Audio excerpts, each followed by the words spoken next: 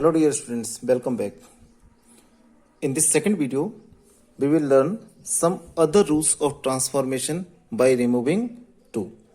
कुछ और रूल्स पढ़ते हैं रिमूव 2 को, किस तरह से हम 2 को हटाकर सेंटेंस में ट्रांसफॉर्मेशन करते हैं.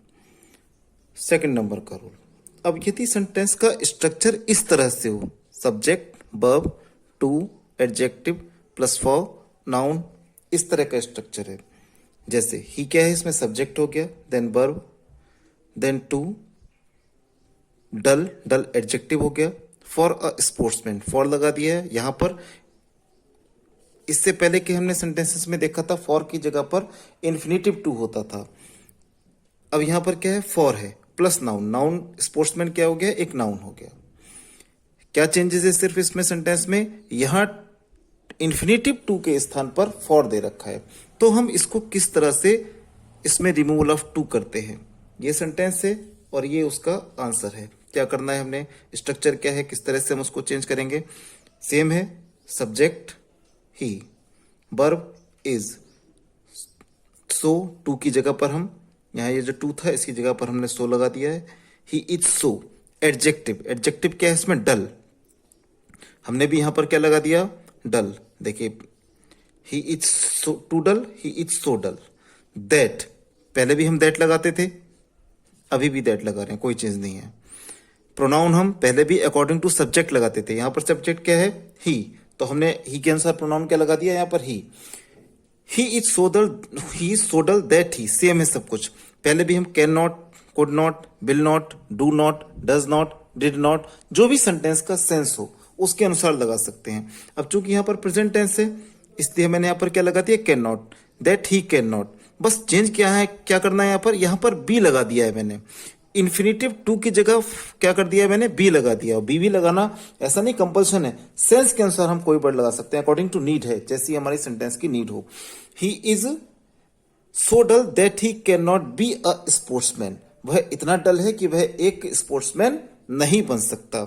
इसके अलावा बी के अलावा हम बहुत से और शब्दों का भी यूज कर सकते हैं जो भी सेंटेंस में आपके फिट होता हो, जो भी जिससे आपका जो सेंस है वो क्लियर होता हो. जैसे बियर है, बियर माने होता है सहन करना, एक्सप्रेस व्यक्त करना, फिट माने फिट, आदि एक्सेट्रा अदर वर्ड्स का यूज अर्थ स्पष्ट करने के लिए, जिससे उसका अर्थ स्पष्ट हो जाए. इस तरह से हम अन्य शब्दों का भी प्रयोग कर सकते हैं. जैसे मैंने नीचे एक एग्जाम्पल लिखा भी है, his sorrow is too deep for tears, यानी उसका दुख इतना गहरा है, डीप नहीं होता है गहरा, कि वो आंसुओं में व्यक्त नहीं हो सकता. सेम बिल्कुल उसी तरह से करना है. His sorrow is so deep, too की जगह पर हमने सो कर दिया, डीप, दैट ही. अब यहां पर बी का अर्थ होता है होना, या होने का तो सेंस लगेगा नहीं, कैन नॉट लगा दिया है, विल नॉट, जो भी हम लगाएंगे वो लगा देंगे, जो भी शब्द के अर्थ, जो भी वहां पे उसका सेंस स्पष्ट करता हो. यूजुअली मैंने पहले भी बताया था पहली वीडियो में, कैन नॉट या कुड नॉट का या विल नॉट या वुड नॉट का यूज करते हैं. तो ही कैन नॉट. अब एक्सप्रेस माने होता है व्यक्त करना. यदि हम एक्सप्रेस, उसका दुख इतना गहरा है कि उसे आंसुओं में व्यक्त नहीं किया जा सकता. एक्सप्रेस का मैंने प्रयोग क्यों कर दिया, क्योंकि एक्सप्रेस का मतलब होता है व्यक्त करना. His sorrow is too deep, his so deep that he can not express, क्योंकि वही व्यक्त करेगा, he can not express it in tears. इस तरह का स्ट्रक्चर का भी हम यूज करते हैं. इसके अलावा एक कंडीशन और आती है, यदि सेंटेंस आप देखते होंगे कि अभी तक क्या था, अफर्मेटिव था, तो हम उसको किस में चेंज कर दे रहे थे, निगेटिव में चेंज कर दे रहे थे. अब अगर सेंटेंस निगेटिव हो तो हम क्या करें, तो उसे अफर्मेटिव में चेंज करना है. बस इस बात, जैसे एक स्ट्रक्चर आता है, subject, verb, too, adjective, not, to, यहां पर सब कुछ सेम है, बस क्या अंतर आ रहा है, अभी तक यहां नॉट शब्द नहीं होता था. अब यदि यहां पर नॉट हो, इन्फिनेटिव से पहले नॉट का यूज हो रखा हो, तो क्या करना है हमने, टू प्लस वर्ब की first form plus other words, जैसा कि इससे पहले के भी सेंटेंसेस में था. अब अगर ये स्थिति आती है तब हम उसे किस तरह से चेंज करते हैं, देखेंगे. Ravi is too intelligent that he can, that he understand,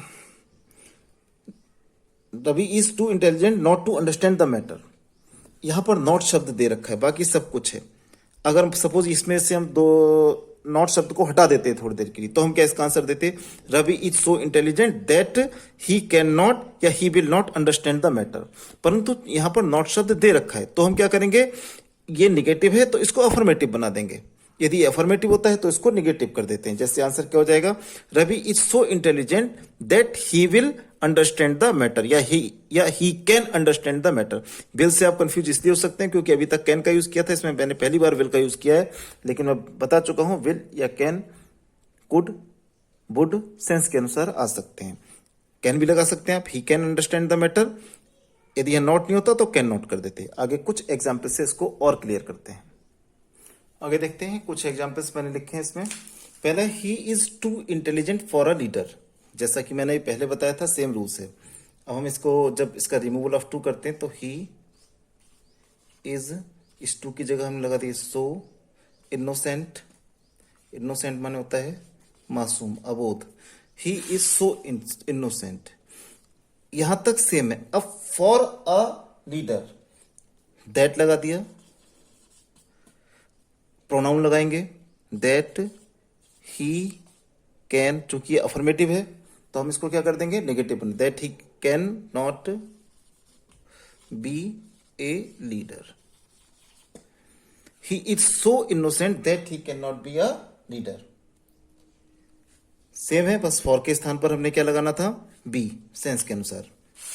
next sentence, Mohan is too active not to work. ये दूसरा तरीका जो मैंने बताया था, ये सेंटेंस निगेटिव है। सेम है, Mohan is so active, too के स्थान पर सो लगा दिया, यहां तक बिल्कुल सेम है। अब दैट,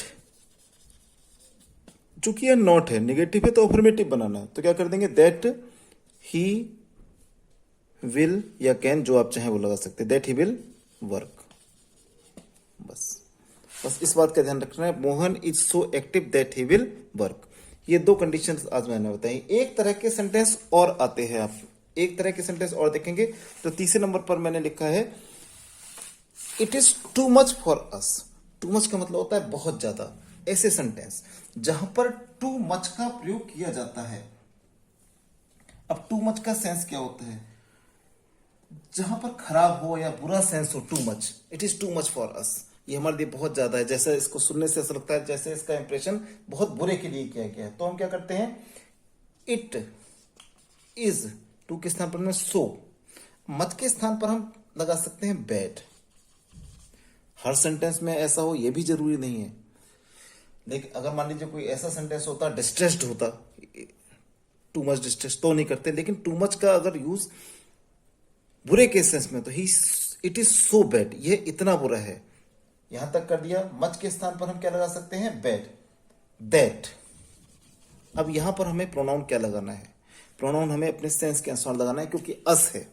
अस के लिए हम क्या लगा देंगे, be, that, be can not, चूंकि अफर्मेटिव नेगेटिव बना दिया, बी कैन नॉट। अब ये हमारे लिए इतना, बी कैन नॉट, अब हम एक शब्द लगा सकते हैं बियर। बियर मीन्स होता है सहन करना।